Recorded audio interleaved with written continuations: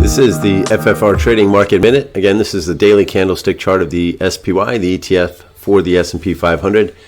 And we did hit the upside target there that I gave last week at 555. And market went beyond that. And I said if we got to 555 there, our oscillator here should be overbought. And you can see we've got a pretty good sell-off happening today. It's Thursday here. The RSI has now crossed below its moving average. We're going to have to see because we'll have to wait for the close. If we do get a down day today, which it looks like we'll get, the RSI will have closed below its moving average. And then what I'll look for is if Friday or maybe Monday, the low, whatever the low ends up being today on Thursday, if that low gets taken out tomorrow, Friday, or Monday, then I would expect we start to get a pullback at least to the 20-period moving average here. That'll be our first target to the downside, and then the downside target back here that we've had for a while, which is the gap fill from that prior day. If, on the other hand, they are not able to take out today's low, all right, then probably going to get some sideways action and maybe even drift higher.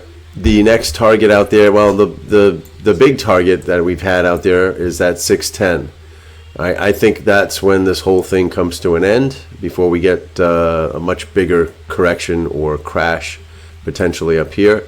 Obviously, could start anywhere heading into the election. A lot of volatility stuff happening like that. So it's going to be fairly unpredictable, I believe. But if they fail to take out whatever today's low ends up being, we may drift sideways to higher there. Not going to put an upside target on that. But just safe to say, this market just continues to defy reason. So that's kind of what markets do, right? They can remain irrational longer than you can stay solvent. So, the key is to protect your downside or your upside, depending if you're long or short, control your risk, and just let the probabilities, hopefully have an edge, let the probabilities play themselves out over time. But that's pretty much all we're looking at here for this week. Let's check some of the economic data here. The economic data set for next week. Not a whole lot happening here. Tuesday, we've got retail sales. That'll be a big one. Wednesday, you've got building permits, housing starts, and the Fed's beige book. Thursday, initial jobless claims and Philly Fed. And Friday, you've got a couple of Fed speakers there. All right, hope that helps. Have a great rest of your trading week. We'll see you back next week in the FFR Trading Market Minute.